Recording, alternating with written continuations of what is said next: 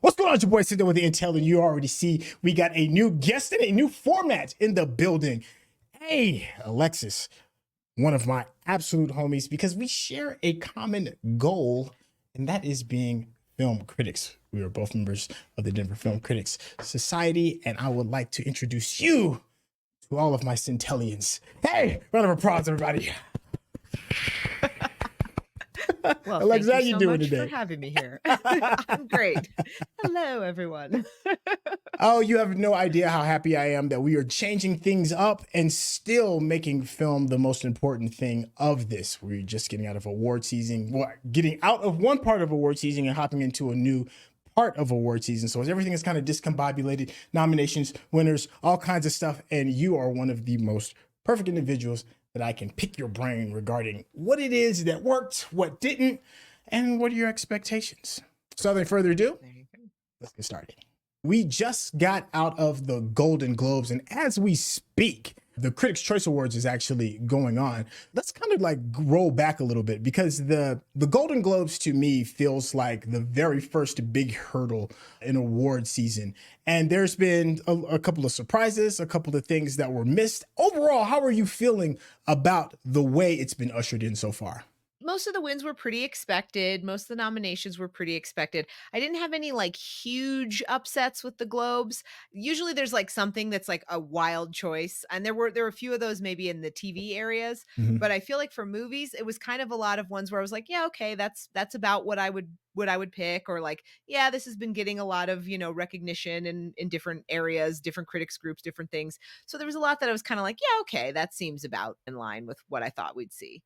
I agree with you on that. I love the Globes. It's probably one of my more favorite ones because it does combine television as well. I mean, I know SAG does and Critics' Choice does as well, but for whatever reason, the Globes just seems to just have that weight with it, especially when it comes to like television. Are you a fan of television as much as you are as film? I do love TV. I have not had time for it really this year. It's like I feel like basically from maybe like end of October through, the end of the year, my brain is in like full movie mode, and it's unfortunate because there's like all these good shows that have come out, and people are like, you got to check this out, you got to watch this, and I'm like, I'll get to it. I am a fan of Succession. I am a fan of The Bear. It definitely took home some hardware, so I was kind of very happy for those projects. Those are two that have been on my list for a bajillion years. So many of my friends love both of those shows. I should just make time to just like power through and watch that, because I have heard nothing but great things about it. I really need to just get into it. I was that way. Like I was obsessed with Game of Thrones when it was airing, and I would have these friends that are like, I don't watch it. I was like, what are you talking about? How could you not watch it? And I'm like, oh no, that's me with Succession. Let's kind of like hop back over into the world of film for a little bit, and let's just talk about one of the bigger questions, and that is the Golden Globes Best Picture winner, a guarantee for Oscar success?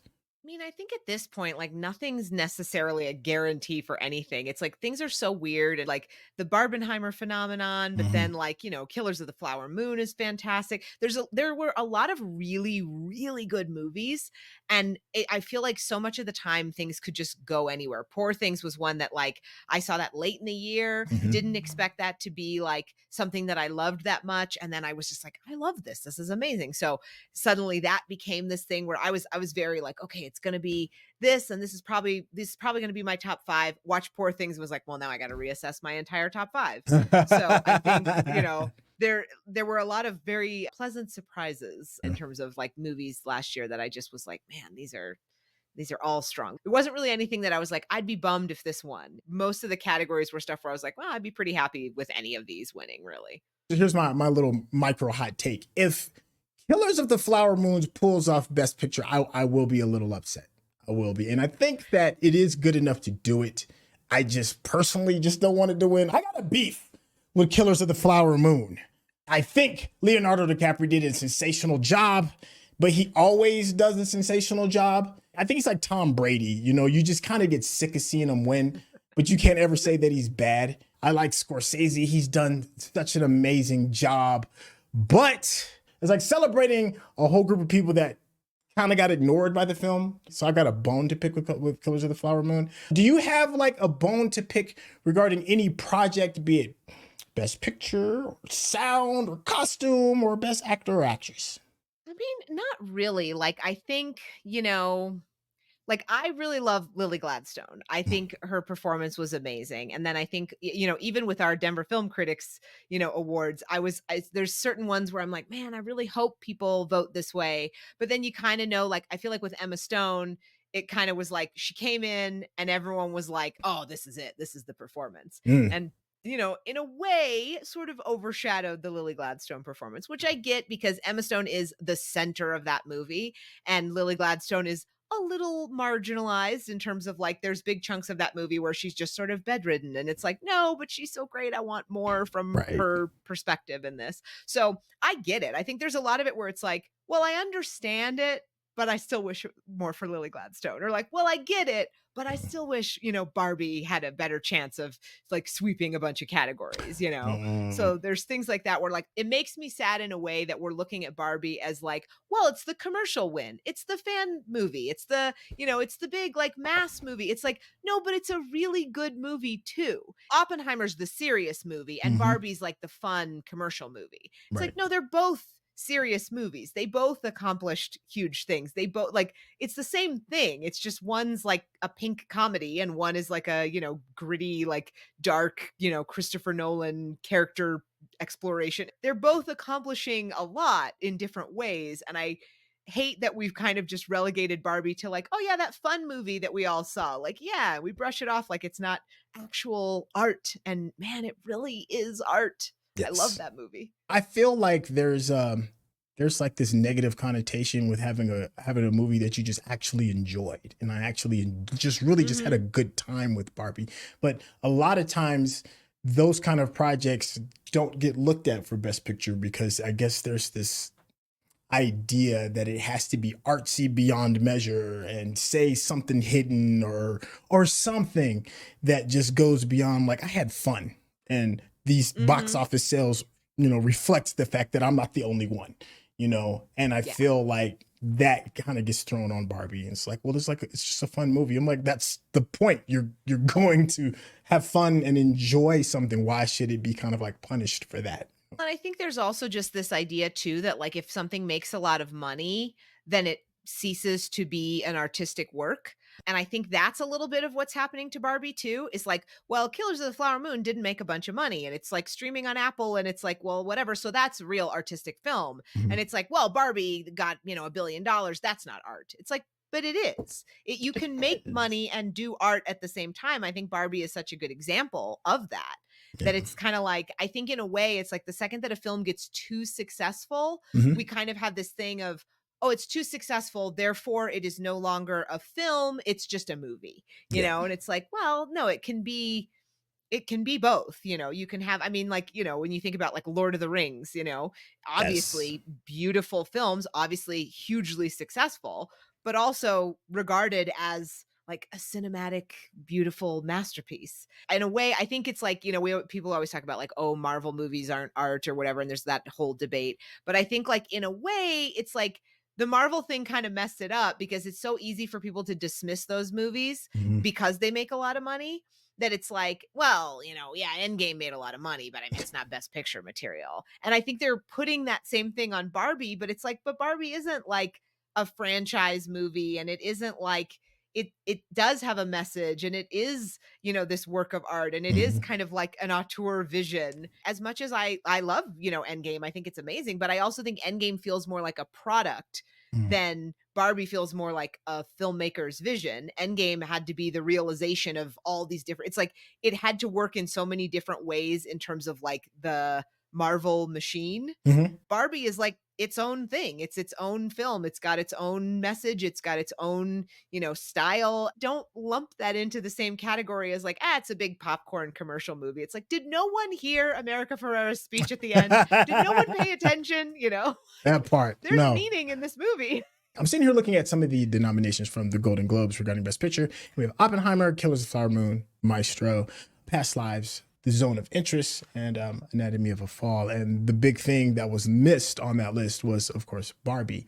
We've had this discussion off camera before, and you are saying that Barbie is your best picture of the year. Am I wrong in that, or maybe you've changed your mind since then? Okay. Yeah, no, Okay. I think it is. What I think is so cool about Barbie is that I think it accomplishes something that is very difficult in terms of it is a profitable studio film with a Mm. feminist message, female writer director, like, and it manages to be really good and make a bunch of money at the same time. That's a pretty incredible accomplishment. Killers of the Flower Moon, it's like it's Martin Scorsese, it's going to be amazing. We know it's going to be amazing. Oppenheimer, it's like, well, it's Christopher Nolan doing it. It's like we kind of it's like, yeah, we know. Barbie to me was a movie that involved the most like risk Mhm. and then ended up becoming I think like either the most or the second most profitable movie of the year in terms of like I think only Barbie and Mario grossed over $1 billion. So it's like, well, it took a huge risk and it had a huge payoff. And to me it's like that's kind of a bigger deal to me than like great filmmaker makes another great film. Let me ask something that's a little bit off the cuff. Just regarding a performance from an actor or actress in general, forget supporting or lead. Who do you think just gave the best performance of the year? It's tough.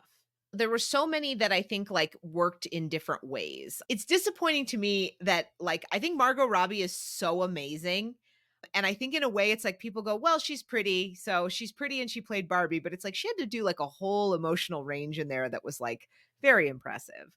I tend to like comedic performances because I think they're really challenging. So I loved Ryan Gosling as Ken because I was like, that's hard. You know, like to me, it's like, it's difficult to do comedy in a way that works and doesn't feel like too broad. You have to kind of like to me, I find comedy really challenging to do super well. And I think amazing. Also, like, you know, I'm just Ken. There's so much stuff in there that I was like, oh, this is so different from Mhm. everything. So I loved that.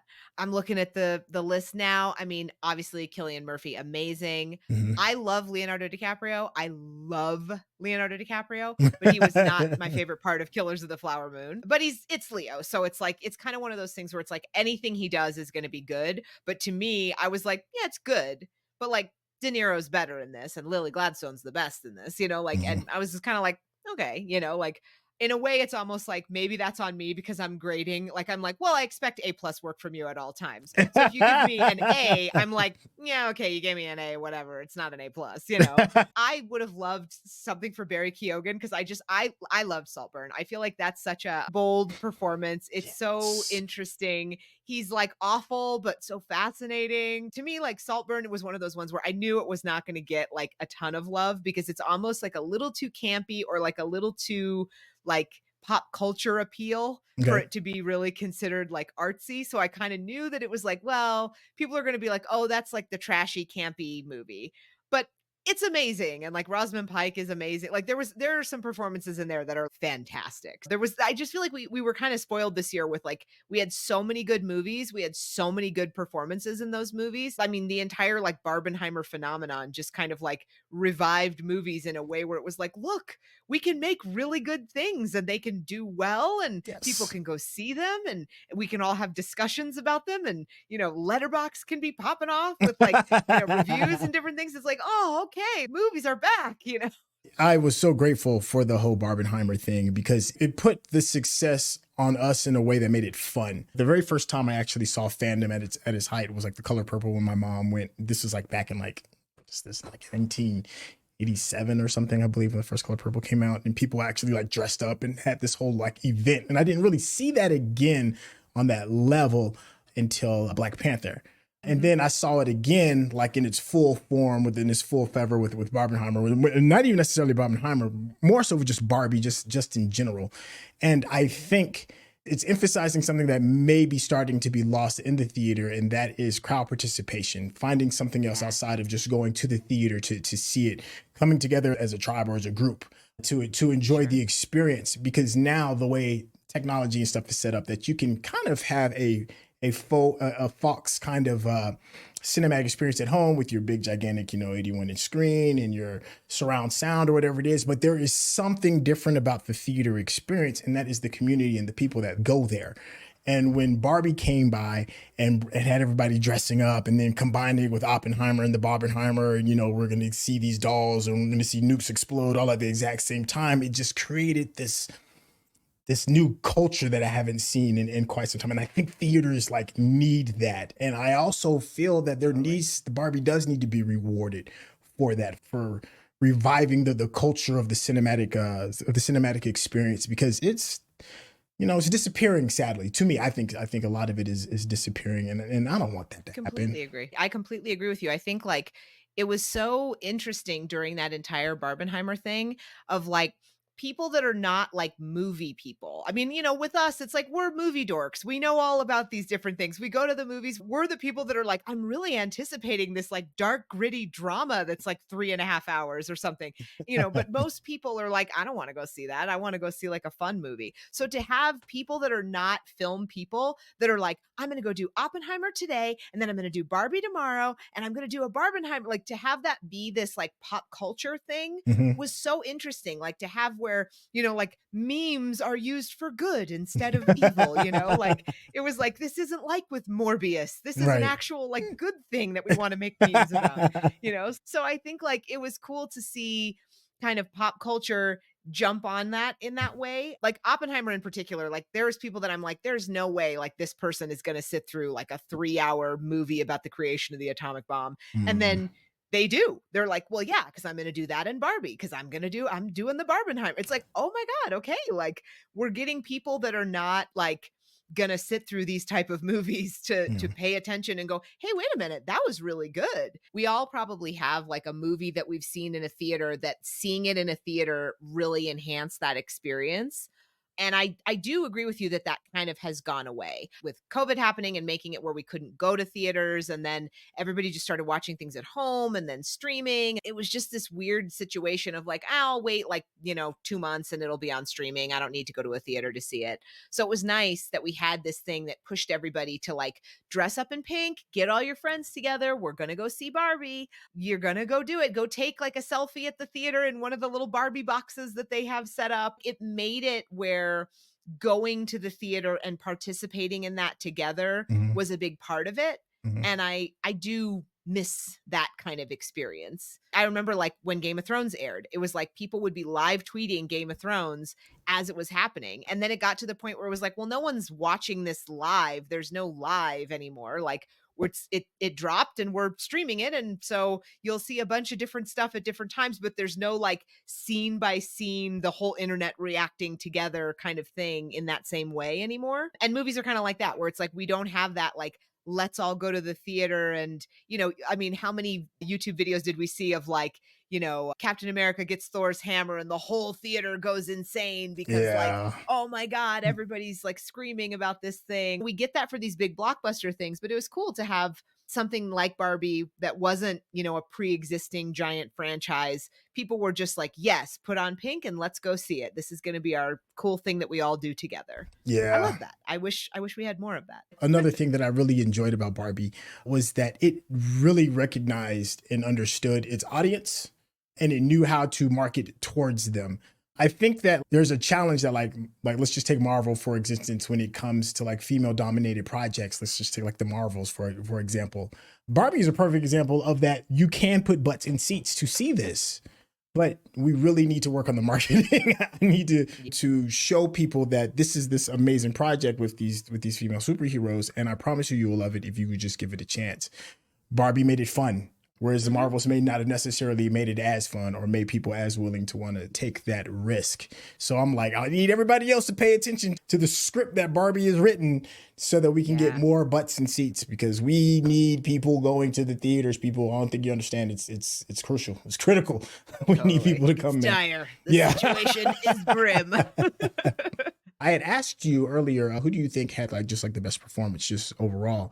And you said it's very difficult in order to pinpoint it because every actor or actress gave something different, and it's kind of hard to be like, well, which one is the best? That is tough. And I sat there and I thought about this question while I was driving around, and I was like, which performance could I think of that really had me like really glued to my seat? And I gotta give it to Emma Stone. For me, I went into Poor Things not knowing anything about it whatsoever, and I was dragged into this world that felt very oh my gosh, what's the word I'm looking for? Very Tim Burton-ish, I guess. I guess, because Mhm. it was kind of quirky and the It's music like was a hyper weird. stylized, yeah. Right, right. And here's this this character who's like Frankenstein, but not, and a child trying to find his path. It's coming of age, and to see like the mistakes that this character is actually having to like overcome, and to see that full blown character arc and have such a fun time going along with it, and the quirky characters that went along with it. I can't think of any other performance for me personally, just for my personal taste, that moved me that way. I could not stop watching her. And then, of course, I know a lot of people are like, well, that's because, of all of the sex scenes. And yes, there is a lot of sex scenes to go along with it. But even without that, like, just to see her like a fawn learning how to walk for the first time on these wobbly legs to try to figure out life, I could attach a lot of my own personal growth and development. This is a person that I shouldn't be able to relate to completely, because it's somebody that's been, brought back from the dead, a Frankenstein kind of thing. But I was like, no, I went through that experience. Maybe not exactly like you went through it, but like beat for beat, there wasn't too many people that I've talked to that was like, I couldn't understand that. I never went through that. I was like, dang, you must have really lived a really sheltered life, because you made no mistakes. You didn't fall in love and change directions or find your purpose, or so that to me, I thought was probably one of the more magical performances of 2023. I think whatever she's in, she should win for this year. I'm Well, very, her I mean, just the physicality of that performance is remarkable. yeah. I mean, like, I like watching, for example, I've been watching The Curse. I love it. She has some like sort of physical comedy kind of moments in there Okay. that are so impressive. And I think Poor Things was just such a perfect example of that. She was able to nail like the physical performance in a way that I found phenomenal. Like, I mean, to be able to show that evolution of the character, like physically, like without words, just with her body, that was I was blown away. I mean, that is a hell of a performance. She is fantastic in that film. So I think, when I see her getting awards and stuff for it, I'm like, yeah, that makes sense. Like I said, there's nobody that I'm like, "Ugh, really? Like, and I think with her, it's like, that kind of that was one of those movies I saw very much toward the end of the year, and the second I saw it, I was like, "Oh yeah, this is gonna be in my top 5 for Yeah. sure." Like, just incredible. Such an amazing movie and visually amazing. Like, there's no weak link in that movie. I loved it. I thought it was just fantastic. Mark Ruffalo, oh my god. Seriously, one of the funniest performances I have ever seen. There was times when I was laughing so hard, like I couldn't even breathe. It's just like his line delivery is spectacular. Like, it's perfect.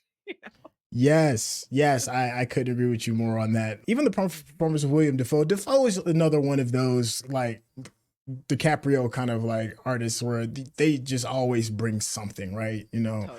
And you almost come to expect it, and you don't appreciate like how good of of an artist these people are until they're gone. So it's one of those things where it's like I'm trying to really appreciate like these performances, and he gave another stellar one. It's just, he was happened to be in the room with two other actors who just absolutely just blew the field away, but his performance was still William Defoe. He showed up and was like, listen, Yeah. I got this. We're in good hands. I'm not gonna mess this up for everybody. And it was such a brief performance too, but it was still very, very good. I can't even remember my very first award show, but it's always been like this thing. It's always been like a bit of a Super Bowl for the arts. And we've had some great hosts, we've had some terrible hosts, great moments. We've had everything from the slap to some of the craziest outfits you've ever seen. And this season is no different. We had a host that many think whiffed. How'd you feel about the performance? And should something be done about this? I feel like back in the like maybe when Billy Crystal was hosting the Oscars, it made sense to do it. But like since that point, which I think was the 90s, it's like we don't need to do this. Let's just speed through the categories. Let's literally just have somebody come out and say like, and now presenting blah blah blah, have somebody come out and say, and the nominees are, hand out the award, do the speech. Like, I don't know why we have hosts for these shows, because there is always something that is so cringe or that becomes viral for all the wrong reasons. And I think like with Joe Coy, I was like, I feel bad because like it's hard to bomb like that. I feel sympathy for any comedian who is trying and bombing, but it's also like maybe we just don't have to do this anymore. This show is already like so long. We're doing movies and TV in one. Like maybe we just skip it and go right to the nominees. Like we really don't need it. Let's just not even bother at this point. Yeah, I'm not mad at that at all either. I know sometimes you have to stay on script in order to keep the unexpected from happening. I know it's more of like a buffer for the network so they can have time to, switch things out if things go awry. But every now and then, you'll get like some winners. Like I was looking at was it Will Ferrell? I think who it was when he was kind of like going back and forth with his little bit. I think that maybe letting go of the host is a very good idea, and then maybe have like I think they did with the previous winners of the year before to do the presenting this time around, and then just give them like 20, 30 seconds to maybe go off the cuff, maybe say what they want to say. I think there's gems in the spontaneity of that, and kind of just let it go. Because you're right, Joe Coy, yeah. I've seen some of his specials. He's pretty funny to me. He just wasn't funny that But night. it's a really hard, I mean, that is a hard gig to do. I feel like, again, it's one of those things where it's like you have celebrities that are there, so you can't go like full Ricky Gervais on everybody. And then like, Yeah, that's the it's other things side where of it's that. like you just kind of got to keep it moving. And I feel like, I remember last year's Oscars, I had said that I think like hosts should just be neither seen nor heard. It's like you're just there to keep it moving. And like, if anything, I think that's what it should be. It's literally just like, okay, and next up is so and so. They're going to present this thing. Mhm, Just have somebody say that. We don't need a bit. We don't need a monologue. It feels like weirdly dated to me. And mhm. I think really like the whole like all these award ceremonies feel weirdly dated in a lot of ways, just in general, because it kind of feels like something where you're like, ah, yes, in the 1960s, here's what they would do, and it's like, okay, like the kind of like the concept of it feels like an old like variety show or something. So in a way it's like it's kind of a weird concept, but I think having a host that has to come do like a monologue, like, but why? We know Right. why we're all here. We're all here to see these awards for these different categories and movies and TV and these different things. We're all here to see somebody give a speech. Let's kind of like talk about that a little bit about like the antiquatedness of some of these award shows and the controversy that kind of comes with that antiquatedness. Some people, feel that like award shows like the Grammys and the Oscars are too political, and maybe feel like, maybe the best winner may not be winning because of the people that vote may have some type of bias or ignorance towards the culture or whatever that thing may be, and we end up not necessarily getting something that the majority can agree on. Is there a way to even fix that? I think part of it is, like every year with the Oscars, for example, we hear these are the nominated movies, and everyone's like, oh, I've never even heard of those. I've Right. never seen them. I haven't heard of them. And so you have this kind of like section of like film fans that are like, oh, yeah, I've seen all of these. I have an opinion about all of them. But sort of general public is kind of like, oh, I haven't seen that movie. Oh, I don't know anything about that. And so there was always this debate of how relevant are these awards Mhm. if they're for artsy projects people have not seen versus movies people go see. And it's that kind of popular versus, artistic merit kind of question that we always have. Mhm. I really think like basically like since the MCU even like we've constantly seen the yeah, but where's an award for a movie that makes money that people like, Mhm. versus a kind of a small drama that was made for, $11 million and that no one went to go see and only played in a theater in New York and LA. And I have friends in, other countries who are like, yeah, that doesn't even open here for 2 months or, Mm. yeah, we're not even getting a release of that. It might just go straight to streaming or something. I remember when The Artist won and Mm. people were like, what is this? We've never seen it. We've never heard of it. The general population was like, what is this? So I do think you get this weird disconnect between like the voting body and the general public who goes and sees movies. I think that can change, and they try to like as they diversify who votes for these things and like all of that stuff. I do think you get kind of more of that. But at the end of the day, I mean, these are just kind of like industry awards. Like, I remember somebody saying like this is the equivalent of like, ah, yes, we're watching like, the best, like Jiffy Lube company award show. This is an industry awarding itself. So that's Yeah. another thing to factor in when we're looking at like what movies are considered significant or, important or, big historical, like this is a movie that should be preserved forever. It's like, well, who decides that? Let me ask you a question, because I know that you are a fan of international films. I know you are a fan of Indian cinema. Notice I didn't just say Bollywood, because there's more than just Bollywood. I have So been, many, yeah. so many industries there. The international scene is growing rapidly, absolutely rapidly. Nollywood, which is a lot of films that's coming out of Nigeria, and films that are coming out of Ghana, are gaining steam like nobody's business. South American projects are starting to hit the scene. Indian projects have always been relevant. We got South Korea. It's just everywhere. It's just popping up. Boom, boom, boom, boom, boom, boom, boom. And in the spirit of getting like global recognition, are you looking forward to the possibility of maybe like a global awards, or maybe I something mean, could be incorporated into the Oscars with this? Because just that one international sure. film category Yeah. seems very disingenuous. It seems kind of petty for the rest of the globe. I feel like there used to be Yeah, it's more. kinda like, "Oh, and also everybody else." I think Yeah. that was where the Parasite win was so huge because it was like, "Oh, hey, like, this can be an international film that is also, like, the best film of the year." Mm. Part of it, I think, too, is attributed to streaming. Like, people may not get a chance to see these international films in a theater, but, like, it comes on Netflix, you pop the subtitles on, you can watch it and enjoy it, and suddenly you're like, "I saw a really good film, and it was in a Mhm. language other than English, and I really liked it." And it's like, yes, they exist. They're great. So I think in a way, like streaming, I'm thankful that people have access to all these things from other countries and movies that there's no way, they would have been able to see in a theater, maybe like in their town or whatever. That's so cool. And I hope that we get more kind of emphasis on like a good film is a good film regardless of the language that it's in. I love all the, kind of recognition that Anatomy of a Fall has gotten, where it's Yeah. like this is a movie where there yeah, of course there's a lot in English, but there are huge parts of this film that are not in English and it's amazing. It's a fantastic movie. Same with Past Lives. It's fantastic. Godzilla minus 1. I mean, my god, that was like one of the funnest movies of the year. It was like so enjoyable. And I liked that more than most of the Hollywood blockbusters that came out last year. So to me, it's like, I love that we now are to the point where people are like, yeah, well, it's subtitled, but who cares? It's awesome. Like, yeah, it's subtitled and I can just read subtitles. It's like, Mhm. yes, you can and you should because there's so many great international films. Like, take a chance on these. You will really enjoy them in so many ways if you're just willing to look at subtitles. It's not hard. That is a very good answer. Thank you for that. Let me pick your brain again a little bit more. So there is also seeming to be a larger shift towards like animation.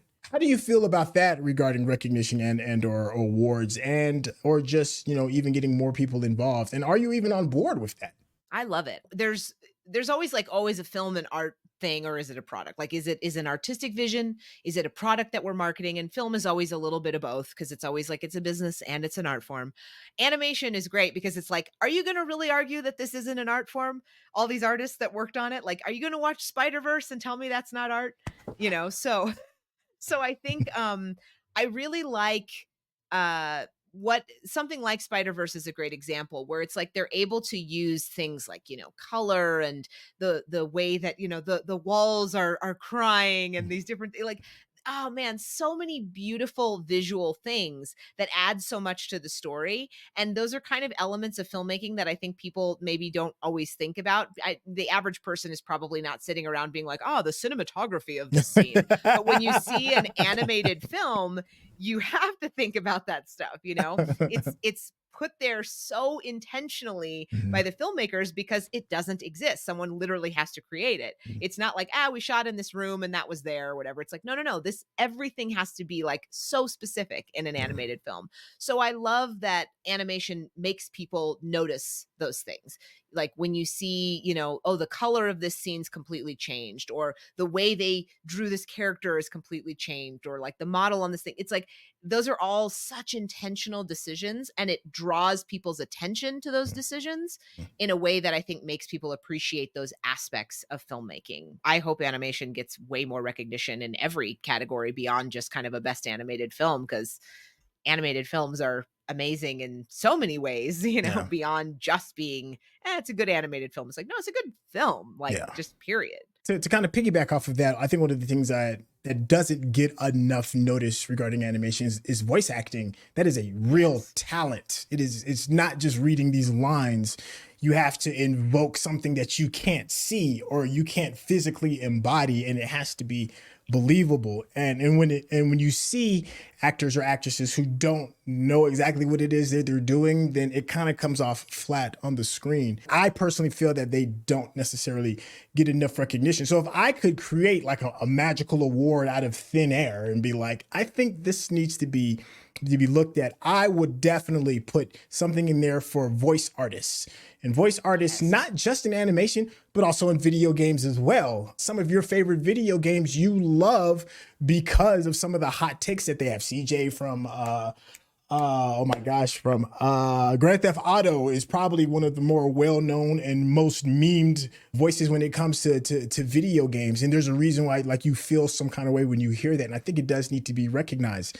Let me ask you this question regarding things that may not necessarily get the spotlight like that they deserve when it comes to awards. Is there anything in this myriad fields of visual entertainment that you would like to see, maybe get a bit of a hat tip?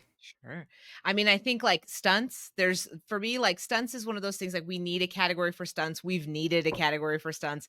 This should have happened a long time ago because to me, it's like that is such a skill. When you see, I mean, the John Wick movies are such like a perfect example of that. But like when you have really solid fight choreography and you have stunt performers that are just doing something so amazing, it's crazy that there's not a major award category at like the Globes or the Oscars or something to be like, this is amazing what these people did, like practical kind of effects or like that actual like a performer did this. That's amazing, like the choreography of that, the way that it's shot. So many things can make a fight scene so cool and such a huge narrative, have such huge narrative impact that it's wild to me that that's not something that is acknowledged more. So I think like a Yes. stunt category to me is like there's no reason to not have that. I'm with you on a voiceover performance. Amazing. Like I wish that was a category. I think people disregard how difficult that is. But when you think about, like a lot of us grew up on like the old Disney movies. And when you think about like Robin Williams as the genie, you're like, that's magnificent. Like that's a Yes. magnificent performance, Perfect like, example. so it's like things like that where it's like we all grew up with these Disney movies where the voiceover performances were such a huge part of it, Mhm. and it's wild that we're just like, oh yeah, that's fine. They do voiceover in a cartoon. It's like, no, it's so much more than that. I wanted to co-sign with you regarding stunts too as well, because these performers literally put their ass on the line. Like there things that a lot of people don't realize, like the amount of injuries. You would think you were watching an NFL game with Yes. some of the injuries that occur. Things, especially like in films like John Wick, where people are being Mhm. thrown 20 feet and yanked into the air and doing all these weird backflips and all that other stuff. And then, you think about like I really want Keanu to win an award for stunts because this dude is like 50 years old, right? No, he's 50. He's a little bit older than Yes. that, right? Yeah. But I think anyways, he's so, getting yeah. he's getting like kind of long in the tooth to be throwing his body down 42 flights of stairs. Like I need him to get like some recognition. But like, there's no way in the world I can do that. There's no way without me being in somebody's emergency room. And then you see Yes. other actors and actresses. One of my favorite stunt actresses is Michelle Yeoh, who is now transitioning over into doing a lot more just let me just act in front of somebody else instead of me doing like a triple axis flip with a sword in my hand. And I appreciate that because I want to keep her on as long as possible. But when she does do it and she Totally. still does it very well, I need her to get a category for that because yeah, that's not Yeah. easy to Well, do. it's the kind to me, it's like it's the equivalent of like dance, when you see a really amazing dancer, you're like, wow, that's so impressive. And it's fight choreography is exactly the same way. When you see somebody that can do a fight scene in a way that is really beautiful and interesting and different, like that's really cool. I don't know why dance is art. Maybe fight scenes are art too, you know? I want to talk about things that could maybe influence or impact the future of some of these award shows, and that is the impact of like streaming services. We're seeing a lot more Netflix inspired shows. We're seeing more Disney Plus stuff. Apple has made some waves regarding being nominated for projects. What was the big one that Apple had that actually got nominated for film? Well, I know they with Killers, Killers of this the Flower year, Moon. It was Killers of the Flower Killers. Moon. Yeah, that's what it was. Hmm. It Yeah. was Killers of the Flower Moon. And now we're taking like traditional film outlets and putting it on streaming services. Are you a fan of that? Are you welcoming this with open arms, or is it still a little too soon? I mean, I think to me, whatever we need to do to get people to see these great movies, fine. So I think like it's a bummer that like, there can be a new Martin Scorsese movie that comes out and is in theaters for a little bit and people don't go see it because they know, I'm going to watch it when I can watch it at home. But at the same time, if you're going to watch it, I don't care if you watch it at home or if you watch it in a theater. I'm just happy that you're going to watch it. Things like Oppenheimer, where they put so much emphasis on like the IMAX experience. When Dune came out, that was one of those ones where they were like, it's going straight to streaming. And I had the opportunity to see that at a press screening in IMAX. And I was like, man, I wish more people could see this in IMAX because this is one to see in IMAX. But then I was also like, if somebody wants to watch this on their phone and they're going to get into the story, that's fine too. Right. So I think it's kind of it's meeting people where they are in a lot of ways. It's disappointing that you see a really amazing film that comes out and it's maybe playing like 3 screenings in one theater at a giant multiplex where the newest Marvel movie is taking up 7 screens or something. Like I wish we had more options for it, but I also think like it's made it where people can still see it if it hits streaming. I know like for me, for example, like you mentioned I love Indian movies. There are so few theaters in town that will play the movie that I want to see for more than a week. And it's always like, well, there's one screening at 1:30 p.m. on a Tuesday that I can get to before it disappears on Friday to make room for the next whatever, Fast and the Furious movie or something. And I'm like, okay, I got to figure out like the theater that's, 40 minutes away. And then I got to get to this thing. So it's like, it's complicated to go see those movies in a theater. And I wish we had where it was like, yes, a movie comes out and it's available to you in theaters, many theaters around where you are. But I also recognize that like we don't live in that world.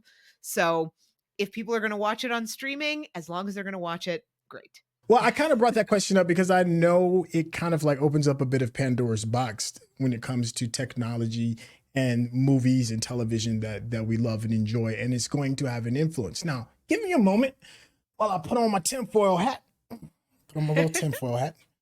Okay, there's a little piece of technology that Facebook has been using called with visual, what is it, augmented reality. Apple is dropping some new goggles, glasses that are like $3,500, but everybody is betting on the cinematic or the visual, not even cinematic, just the visual experience being right here strapped to your face so that you can see it in all of its splendor. Apple is advertising that you should be able to get the same sensation of watching 100-foot screen because of these goggles and these glasses, and then maybe augmenting changes of how storytelling can be told as a use of this technology. Are you excited about that? And how does that affect just the industry as a whole? I mean, for me, it's like, I still just like to go see a movie at a movie theater. But at the same time, I'm also like, this is how technology works. Things advance, things change, and then, art responds to those changes and does things in different ways. So to me, it's like, we'll see how it goes. I'm not like anti, like, let's experiment with something else. Let's try VR things. Let's try whatever. Cause I think if you have an artistic vision and you can do it in an artistic way, you could do anything. It's like, it doesn't really matter what the medium is. It doesn't really matter how it's being delivered. If the artistic vision is there, then yeah, let's try it. So I foresee it as kind of like everything's going to move forward. I remember like DVD, being like, oh, well, it's going to be like such high quality in your house compared to VHS. And, people aren't going to go to the movie theater if they can see things on DVD. It's like people will still go to the movie theater. If you make something that people want to see, they'll see it however, like if it's a cool VR thing, if it's something that's like, a Christopher Nolan IMAX presentation or whatever, like people will see it however it is. And it may not be how the filmmakers intended it, but we can't live like that. People got to do their own thing. It's like, it's 2024. The world's insane. Let people watch stuff however they want. For me, this time of year is one of the most magical times of the year. It's cinematic Christmas. Why does award season mean so much to so many people, and why does it mean so much to you? I think like we really get to experience a huge variety of like really quality movies during awards season. You know, not to say that quality movies aren't released the rest of the year, but I think there's certainly like a time when you know like, oh, we're getting all the good stuff now. Mm. This is all the like prestige things. This is all the like really good performances. This is when you're getting like the A plus like top movies. So to me, it's like I live for that. I love a giant popcorn blockbuster. I love a ridiculous action film. Those things are all so fun. But when it's like, you know, okay, it's cold weather. I want to like, you know, go see some really amazing, you know, really artistic film or some drama that's going to really like rip my heart to shreds. Like this is when we get those things, movies that are just beyond, you know, kind of like going to the movies for entertainment. I think about something like The Iron Claw. And I'm like, this is a movie where you're going to go and you're like, well, get ready to cry. But it's like, I'm going to love this, you know, like I'm going to cry and it's going to be great, you know? So I love the end of the year to me is when we get all this cool stuff and we get to like kind of binge all these amazing quality movies. And it just makes it hard to go into January where you're like, oh no, now we have all the January movies. Like we just had all this great stuff and now we have this, you know? I can certainly agree with all of that. You know, it's like the best of this time of year. For me, I think what gets me really excited about award season is the spirit of debate. You know, for especially for people that really just enjoy this thing, right? This thing that we all kind of enjoy. But then there's like that group of us that like really, really enjoy this thing, right? And you get to hear other people's opinions in a way that can maybe sway the way you feel about something, if you're willing to be swayed. Maybe look at a different performance from a different angle. You know, you hear things that you wouldn't typically hear during the regular season, like some of the insight as to why the writer wrote like this, some of the preparation that some of the actors and actresses use in order to get things done, why the budget was the way it was and what they were able to do with it. You know, like I'm not sure if the importance of Godzilla minus one's budget being $15 million hits the same way, you know, in July as it does during award season. You know, it's like, well, you're talking about a visual effects award. You can't not look at Godzilla minus one with what they were able to do with such a little bit amount of money. And it's like that for all of these major projects. And you can just kind of go back and forth and find out who's in your camp for this and why you didn't like that. I love that. I think it forces interaction. You know, where a lot of times when we watch some of these movies, we kind of watch it to ourselves. You know, and we're in a society, in a space now where there's a lot of isolation, and award shows like throw fuel on the fire and the idea of conversating with your, you know, friends in your peer group and people that love this thing. That's why I love award season. For sure. I love every season. I feel like there's always at least one or two movies that like 50% of people absolutely hate it, 50% of people absolutely love it. And I love to hear why. And oftentimes it's like it's the same reason, but just one person took it this way and one person took it this way. So like I think that's so great. Because to me, it's like we should do that with movies. And no one should feel like if someone hates a movie they love, that's like a personal thing. It's like it's movies. We all have different opinions about movies. I might think something is amazing and somebody else might be like, this is garbage, or the other way around. And it's like, it's fine. It just hits me different than it hits you. And that's what's so interesting is exploring why everybody feels that way and why your opinions are this way. I love when somebody hates a movie I love, but they can explain why they feel that way. Mhm. I am 1,000% on board with hearing their opinions and hearing, you know, everything that they have to say about that.